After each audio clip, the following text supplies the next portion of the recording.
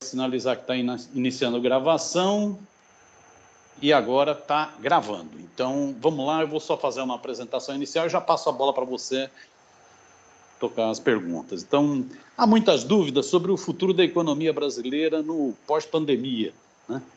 Se a crise já era grave antes da Covid, ela parece que piorou ainda mais agora com a pandemia. Nesse cenário, me parece, né, o governo anda meio perdido, batendo cabeça, né?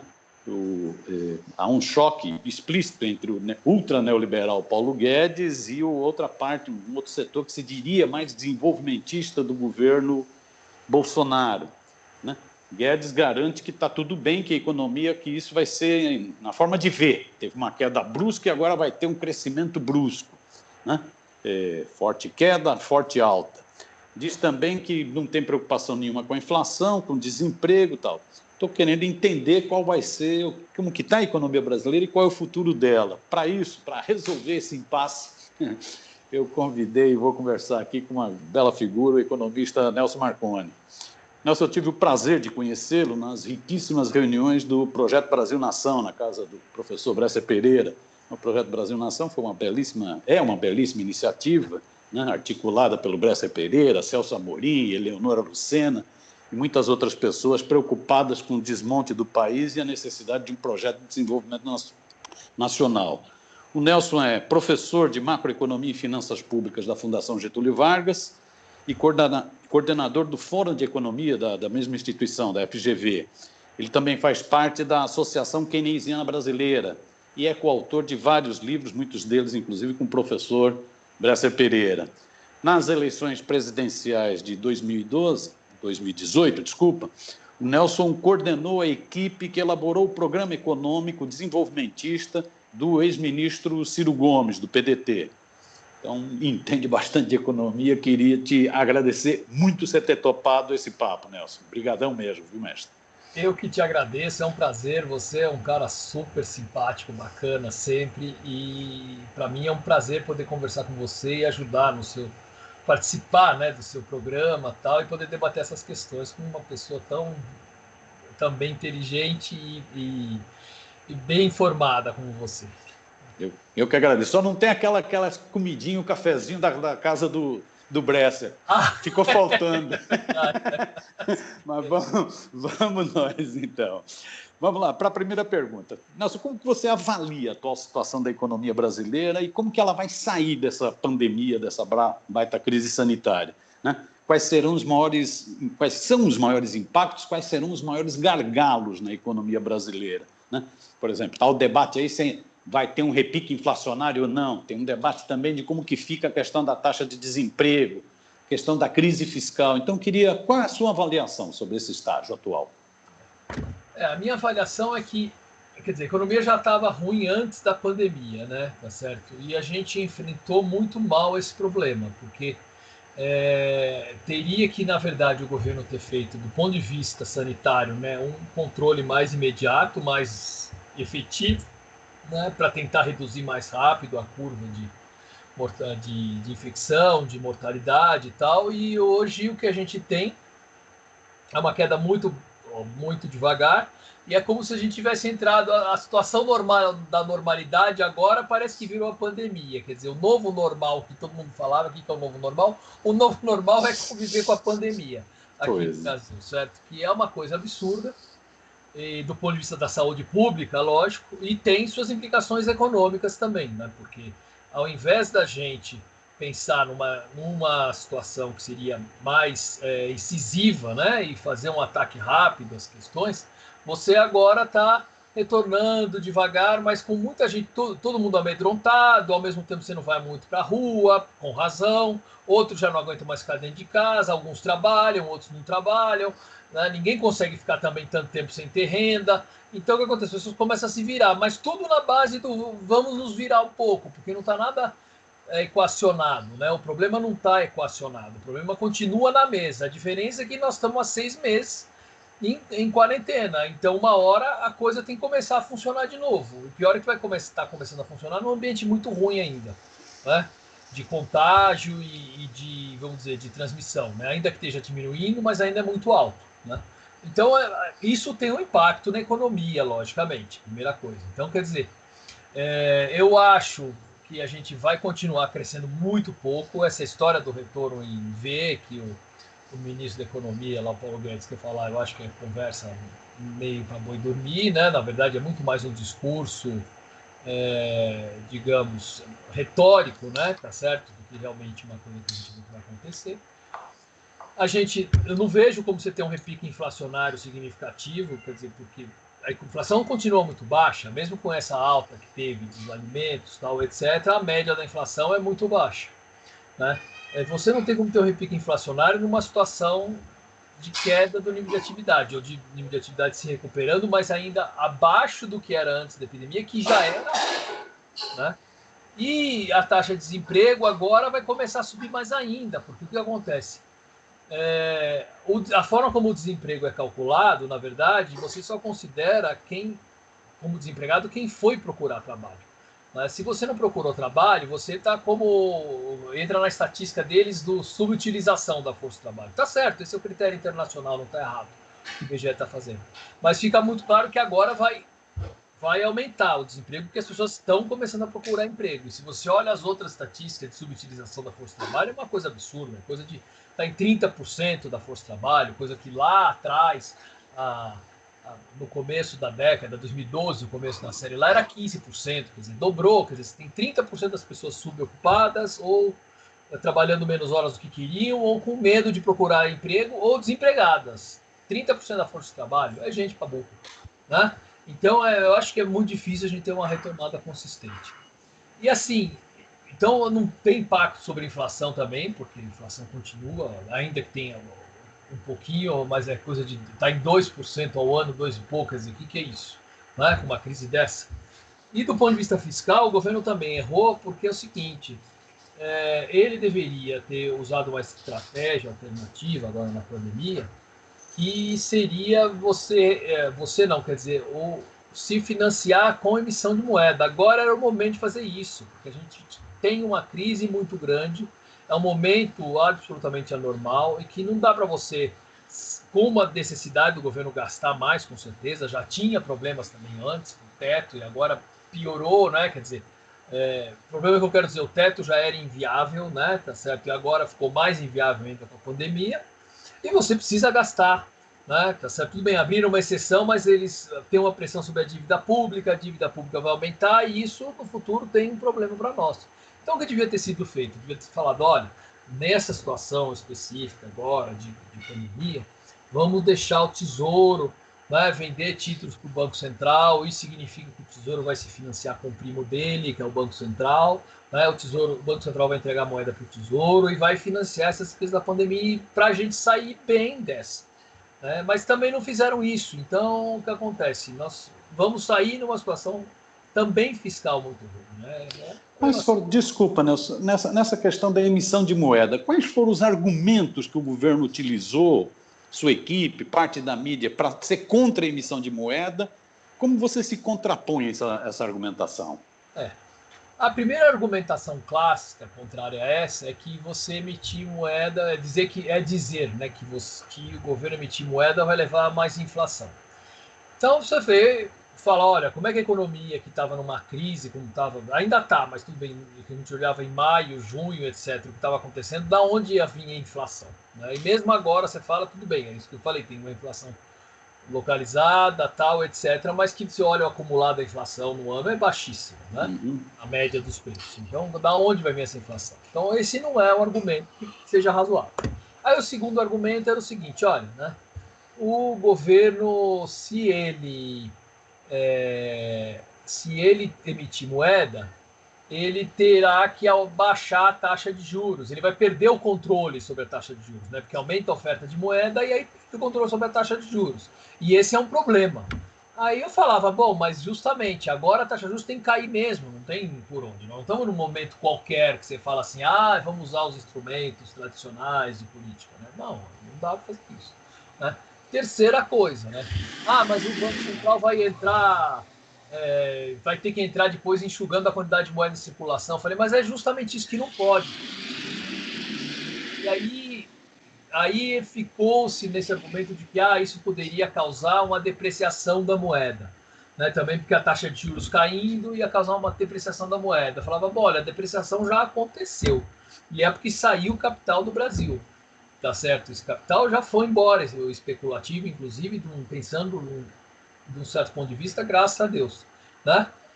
Do outro ponto de vista, tem capital que foi embora, não devia ir e tal, etc., porque podia ser o capital de uma qualidade melhor. Mas, assim, o que tinha que acontecer de depreciação já aconteceu. E mesmo nos dias que estava se discutindo isso, tinha dia que a taxa de câmbio subia, tinha dia que caía, e a taxa de juros já tinha caído. Quer dizer, não estava muito clara que era essa relação, sabe? Mas, enfim, né, mesmo criticando muito isso e tal, não vi porque o pessoal dentro do governo é mais conservador, né? Então, eles têm esse receio e assim, né, tá certo. Também tem uma coisa que se você faz uma estratégia dessa e não emite títulos, né, tem gente que vai deixar de ganhar um rendimentozinho com os títulos, né? Falávamos de uma forma mais irônica, assim, né? Tá certo? Então, tem uma questão de economia política também envolvida, né? Tá certo? Nessa questão. Enfim. Não, só, deixa eu ver se eu entendi. Você diz, repique inflacionário não tem, até porque estava muito baixo, a inflação estava sob controle e tal, não tem, a economia está meio parada. Isso. Taxa de desemprego explode porque agora vem à tona o que estava escondido, naturalmente, pelas estatísticas, agora vem à tona, quer dizer, diminui o auxílio emergencial, aumenta a exposição das pessoas, né? As pessoas vão mais para a rua, vão mais procurar emprego, então ele vem à tona. Crise fiscal, nós estamos nessa situação já de algum tempo no Brasil, não ia estourar. Além desse, então seria esse o resumo que você faz. Além disso, quebradeira de empresas e política cambial, como que isso estava? Como que isso está afetado pela pandemia? O IBGE tem uma pesquisa que chama Pulso Empresa. Não sei se você já viu, mas é uma pesquisa que eles estão fazendo mensalmente junto às empresas para ver como é que elas estão se comportando nessa época de pandemia. Se você olha a quantidade de empresas que teve acesso, por exemplo, a crédito para financiar a folha de pagamento, é baixíssima, tá certo? É coisa em torno de 10% das empresas que teve acesso a isso, por exemplo. Então, primeiro elas têm um problema que é acesso ao financiamento específico. Depois, como é que elas foram dando um jeito? Né? Boa parte delas atrasou impostos, né? Tá certo? Então, quer dizer, mas é um imposto que você vai ter que pagar algum dia. Né? O fornecedor, se atrasou o fornecedor. Então, as estatísticas mostram lá como é que eles foram, as estratégias que as empresas foram adotando para se virar. Então, ou fecharam, ou elas estão mais endividadas do que estavam antes ainda. E as linhas de crédito, como eu estou te mostrando essa, por exemplo, da folha de pagamento, não chegaram nas empresas, né, as linhas. Então, as empresas se endividaram mais, elas vão ter dificuldades para investir, não vão querer investir, porque não vão primeiro ter recurso, segundo se olha para frente e fala o que vai acontecer, né? E a solução para isso seria, que daqui a pouco a gente pode falar disso mais detalhadamente, seria investimento público. Mas isso realmente não está no DNA deste governo. Eles vieram para acabar o Estado, não para acabar com o Estado, não para fazer o Estado gerar uma recuperação econômica. Então, acho que é inconcebível para eles. Tem uma questão ideológica muito forte aí, e eles não acreditam. Por incrível que pareça, eles continuam achando que o que vai resolver é o governo reduzir despesa agora. Eu quero ver como que ele vai reduzir despesa agora, com o aumento todo que teve em função da pandemia e mesmo toda a parte de seguro social, etc. Como é que não tem como, né? Enfim, mas essa parte do investimento a gente já fala, mas o problema é as empresas realmente estão numa situação muito ruim e elas não vão investir por causa dessa situação ruim e porque também olhando para frente não tem retorno, não tem um retorno esperado suficiente, né, para levar elas a investir. A outra parte que você falou da política cambial, quer dizer, o que o governo está fazendo, na verdade, eles deixaram a taxa de câmbio subir ou desvalorizar, no caso, porque saiu muito capital do Brasil e também na cabeça deles, eles acham que não tem que ter um controle sobre a taxa de câmbio, né? Um controle no sentido de tentar administrar ela dentro de um intervalo razoável para dar uma certa estabilidade.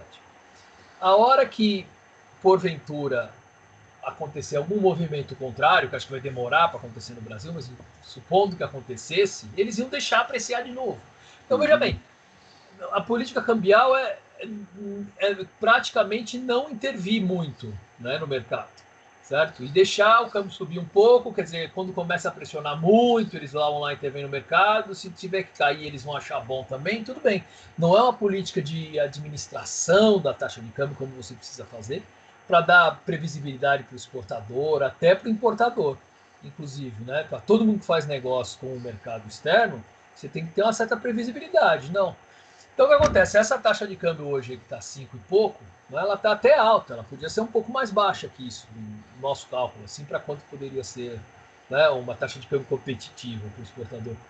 Mas mesmo que ela esteja nesse patamar, ninguém vai tomar nenhuma atitude, porque não acredita que essa é uma política do governo, que essa taxa veio para ficar, sabe? O governo deixa apreciar de novo depois.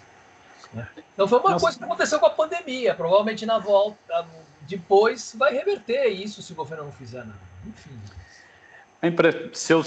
Volto a dizer, se eu estou entendendo, você diz, foi um desastre a condução desse governo, em todas as áreas. Todas as áreas um desastre. Ou seja, o posto Ipiranga mostrou que não tinha combustível e pelo jeito, merece mesmo o cartão vermelho. Agora, me parece que há uma... Combustível adulterado, né? Porque ele conta muita coisa que ele diz que vai fazer, que não sei o quê, e não faz nada, né? Tá certo. É um bravateiro. Agora, me parece que está havendo um choque. Você que transita, conversa com outros economistas, né, na área acadêmica, mas tem conhecimento, né, me parece que está havendo um certo choque no governo. Eu queria entender se isso é real ou não, que é o choque entre esse ultraneoliberalismo do Guedes, que, né, não mexe em nada, né, austericídio em plena crise, né, não mexe em câmbio, não mexe em nada, né? E um setor do governo que até se animou com a história do auxílio emergencial, do impacto que o auxílio emergencial teve na popularidade do Bolsonaro, né? E que diz o seguinte, tem que ter investimento, tal. Dizem até que esse setor estaria representado pela ala militar, que sempre teve uma visão mais forte de Estado, né? E por alguns políticos do Centrão, né? Por exemplo, se fala muito no nome desse Marinho, né? Desse Rogério Marinho e tal. Você vê essa tensão dentro do governo, não? Olha, eu acho que tem uma tensão. Primeiro, vamos lembrar de uma coisa, né, que você falou que eu já devia ter falado antes, você citou 2 vezes já. O auxílio emergencial, quem colocou o auxílio emergencial lá nesse valor, etc., foi o Congresso, tá certo, né? É bom a gente lembrar sempre disso. E o governo está surfando, tudo bem, está pagando, mas está surfando em cima disso, né? Mas, na verdade, eles não queriam esse valor, não sei se você se lembra, era bem mais baixo, tal, etc., R$200, por menos tempo, tal, tudo mais. Acontece que o nosso presidente, ele, algum feeling político ele tem, logicamente, né, tá certo, pro bem e pro mal, sempre, né, tá certo, em geral pro mal, mas quer dizer, mas ele percebeu que isso vai dar, que isso deu um retorno de popularidade para ele, né, e ele percebeu que se continuasse nessa linha do ajuste muito grande, né, ele vai, né, perder de novo uma parte da popularidade que ele ganhou só por causa do abono, porque o resto não tem lógica você pensar um país que teve 130 mil mortes na pandemia e o presidente com uma popularidade tá grande coisa, tudo bem, tá pior do que todos os outros presidentes da época democrática, né, mas é assim, é razoável você pensar na situação que a gente está, né? Era para estar muito pior. Mas, enfim, ele sabe que isso aí é o que mantém ele. Como é que ele vai, né, apostar numa estratégia dessa de continuar cortando? Né? Então, tem um dilema ali dentro do governo, que é o seguinte, do meu ponto de vista. Tem o presidente, uma ala que, para a meu ponto de vista, mas isso é opinião, não tem informação nem nada, mas é a minha suspeita. Né? Ele cutuca uma ala, certo? Para ele mesmo cutuca para estimular essa questão do gasto, porque ele percebeu que é por ali que a economia vai recuperar, certo? E do outro lado tem a ala que continua apoiada pelo mercado financeiro, que quer esse austericídio que você está falando, né? E que, né, no contraponto ali, né, tem um lado o mercado aqui financeiro apoiando o Guedes, né, uma parte já achando que ele não vai fazer muita coisa, mas continua nessa coisa do austericídio, como você disse. A outra parte, aqui do lado do presidente, né, querendo aumentar a despesa, né, mas não é e acho que tem essa tensão lá dentro, tá certo? E acho que só não se resolveu ainda porque se o Guedes cair, boa parte do apoio do mercado financeiro para o governo também vai por água abaixo. E ele julga nesse momento importante esse apoio, porque, por incrível que pareça, parece que para uma parte do mercado financeiro, dos economistas, é mais importante você ter a agenda do Guedes do que ter um presidente que faça uma boa gestão e que sejam, vamos dizer, tenha um presidente que conduza bem o país, né? Eles estão por alguém que só segure lá essa questão do gasto, tal, tudo mais, né? Enfim. E então, eu acho que essa tensão vai continuar existindo. Agora, o que eu acho que a gente não pode fazer é chamar essa estratégia do governo de desenvolvimentista. Porque é o seguinte, porque a única coisa que eles têm, que alguns sabem, é que eles precisam gastar mais para, né, poder reativar um pouco a economia. Mas eles não têm uma estratégia de desenvolvimento, eles não têm assim, clareza, tá certo, do que eles precisam fazer para o país voltar a crescer. Eles simplesmente estão preocupados em manter a popularidade ali, a popularidade que não é grande coisa, mas enfim, né, como falei, poderia estar muito pior, para tentar se resguardar aí, né, um futuro próximo. Então, quando falam que isso é uma estratégia desenvolvimentista, eu retruco, fico louco da vida.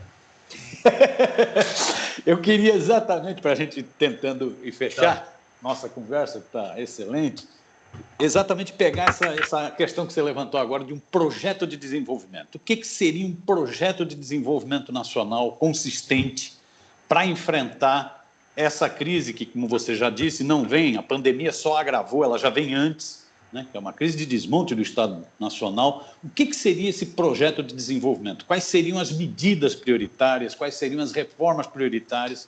Você foi coordenador da equipe do Programa Econômico do Ciro. Ciro eleito, você ministro da Economia. O que você colocaria assim como questões centrais? Pois é, então vamos lá. Isso é importante a gente falar do que a gente pensa em fazer, que a gente faria no futuro, né? Tá certo?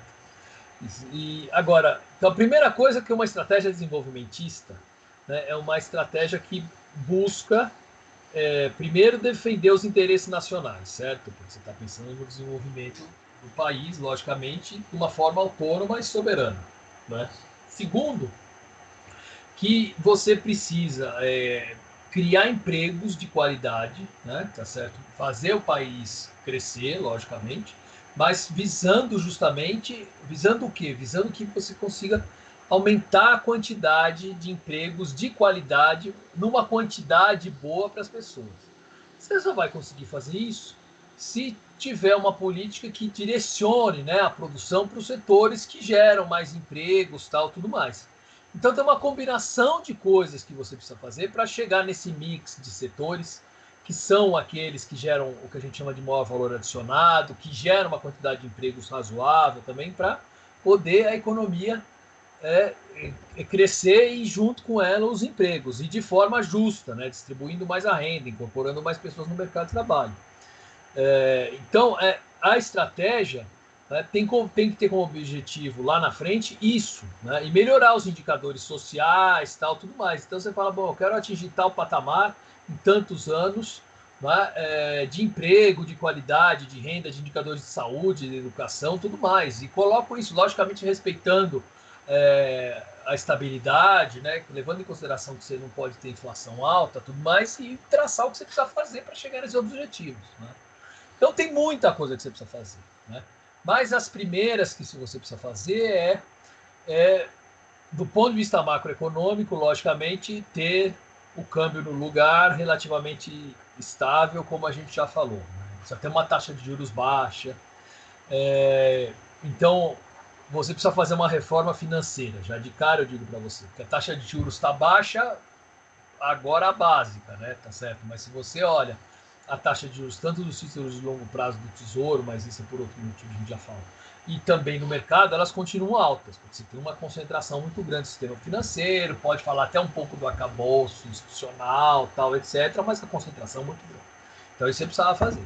Segunda coisa, você precisa estimular as empresas brasileiras a competirem fora do país também. Quer dizer, o que você fez sempre aqui foi uma abertura para as importações. certo? Quer dizer, você facilitou muito, o que eu quero dizer, facilitou as importações, mas você não ajudou o país a exportar manufaturados, eu estou falando, né? Porque exportar commodities a gente exporta, né? E no Delfim fez isso lá atrás, nos idos dos anos 60, né? Tá certo? Mas depois disso, a gente jogou toda essa estratégia por água abaixo e hoje a gente não tem mais competitividade, nossa indústria não tem competitividade lá no exterior. Ah, mas o exterior não vai ser só ele agora com a crise e tal, etc. Sim, você vai olhar para o mercado interno também tudo mais, mas o cara que quer ser competitivo, ele tem que conseguir ser competitivo lá fora também e vender lá. Então a gente precisa isso ajudar a recuperar a nossa indústria, certo? A questão, logicamente, depois você precisa ter toda uma estratégia de defesa do comércio lá fora, vamos dizer, de você ter um suporte do país, né, para que ele possa vender lá fora. Isso é uma parte, né? Mas, enfim, você precisa ter uma questão fiscal mais equacionada, certo? Mas não da forma como o governo está fazendo, cortando gastos. Quer dizer, você tem que ter uma estrutura tributária mais justa para tributar os mais ricos da forma adequada, que é uma vergonha aqui no Brasil que eles pagam de imposto, é muito pouco. Tributar menos a produção, certo? E retomar, né, uma estratégia de investimentos públicos no primeiro momento, né, certo? Que é importante, tal, mas em termos de infraestrutura, tal, agora tem que ser muito mais importante para retomar. Né?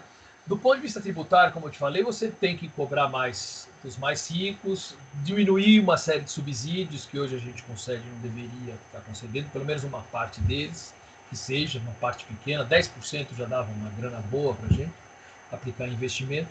Né? E com isso, do lado do governo, assim, você ir recuperando a infraestrutura e ajudar na melhoria da economia. E ajudando as empresas a diminuir custos tal, e tornando ela mais competitiva no exterior. Então, a questão fiscal tinha que ser equacionada. Diferente da forma como o governo está fazendo. É uma combinação de aumento de receita e de controle de despesa. Mas o investimento, por exemplo, tinha que estar fora disso. Para mim, tinha que ser um fundo específico para investimento, porque quando a economia está crescendo menos, você precisa ter recursos também para investir, certo? Então precisa ter um fundo lá que não tem essa oscilação tão grande de receita, né? Como acontece no nosso caso, né? Quando a economia cresce mais ou menos. Né? Você precisa, talvez, né, no caso da Previdência, fazer uma reforma diferente do que a gente fez. Eu não sei se teria espaço para fazer isso agora, mas a gente tirou muita renda dos mais pobres, né? muita aposentadoria. Você vê que saiu essa semana a notícia falando das pensões, como é que diminuiu, tal, tudo mais, e continuou com uma série de aposentadorias muito privilegiadas. Então isso a gente precisa mudar. Eu acho que a partir de um certo teto a gente precisa ter um regime de capitalização, né? Enfim, e essa é a parte macroeconômica, tal, né? Tá certo, mas tem toda uma outra parte que é a política, digamos, de tecnologia e de estímulo produtivo, vamos dizer assim, para não chamar de política industrial, né? Tá certo? Política industrial virou um palavrão, né? Certo? Infelizmente. Mas, enfim, você tem que aqueles setores que são mais importantes, por quê? Porque eles encadeiam, eles têm um encadeamento forte na estrutura produtiva, porque eles vão gerar mais empregos, é onde você vai gerar tecnologia, eles vão estimular outros setores. Então, tem 4, 5 setores que são muito importantes nisso no Brasil. E para ajudar a retomar a indústria, logicamente, que é o ponto central. Você tem que fazer tudo isso para ajudar a indústria, junto com a indústria, vem os serviços modernos, porque a indústria vai demandar esse serviço. Então, você tem a questão de biotecnologia, por exemplo, que no Brasil hoje seria absurdo a gente estar aproveitando bem, tá certo? Desenvolvendo isso, ao invés de queimar a Amazônia e o Pantanal, a gente devia estar aproveitando os recursos que eles têm para desenvolver outros medicamentos, para desenvolver questões, digamos, ligadas à vitamina, saúde e tal, etc., alimentação, nutrição, tudo mais, certo? Você tem a saúde, que é uma área super importante, que cada vez vai ser mais importante no processo de desenvolvimento, com vírus X, Y, Z, etc., né, com o nosso avanço da nossa faixa etária. Você tem o agronegócio, que como eu falei para você, eu acho que numa estratégia de desenvolvimento não pode ser puxada por eles, porque são produtos de baixo valor adicionado. Mas você tem que fazer eles agregarem mais valor, tá certo?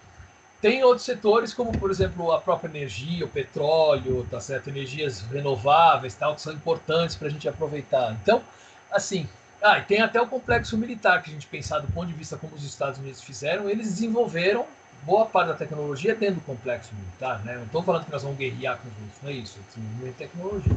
Então é só para citar alguns, mas assim, a gente precisa ter uma política de ciência e tecnologia forte, junto com uma política industrial de concessão não, desculpe, eu ia falar de subsídios e de crédito específico, tal. O BNDES tem um papel muito importante, quer dizer, é o contrário de tudo que o governo fez, está fazendo. Né? Enfim, e aí eu acho que a gente consegue, junto com isso, com políticas sociais, logicamente investindo em educação, tal, tudo mais, fazer o país crescer, retomar o crescimento. Pelo amor de Deus, dá para fazer isso, tem um espaço. Tá aí, tá montado o plano. O triste é que esse porra desse Guedes não ouve. Ele só ouve os rentistas. Exato. Ele só ouve os rentistas, né? Tá certo? Que estão ganhando dinheiro do jeito deles, né? Tá certo? Mas, né? Além disso, não está no DNA deles. É uma questão, como você falou, tem os interesses e tem o DNA deles. Não existe, tá certo? É uma tristeza. Essa estratégia não vai dar certo nunca. Nunca. Não vai ouvir, não interessa. Não interessa, não. Quer dizer, não vai ouvir, não dá nem para a gente pensar nisso. Né? Nelson, ficou. Opa, desculpa. Não, desculpa. O problema é que, com isso, a economia vai continuar sofrendo muito, né? Pois é, e o povo brasileiro sofrendo um bocado. Exato. O povo brasileiro. Nelson, adorei, excelente. Você gostaria de acrescentar alguma coisa? Não, fechamos o boteco. Ótimo. Eu queria te agradecer, foi um prazer, foi ótima conversa. Desculpe se eu falei demais. Não, falou no tempo certinho, bicho. No tempo certinho. Então tá excelente, tá craque. Tá bom, então tá ótimo, foi um prazer, é isso aí. Um grande abraço para quem nos assistiu, para você e sucesso. Tá bom? Passada a pandemia, vamos marcar de encontrar e tomar um cafezinho. Opa, com certeza. Fechado? Brigadão, viu, Nelson? Brigadão mesmo. Bom trabalho aí, tá? Obrigado. Um abraço aí. Tchau, tchau. Obrigado.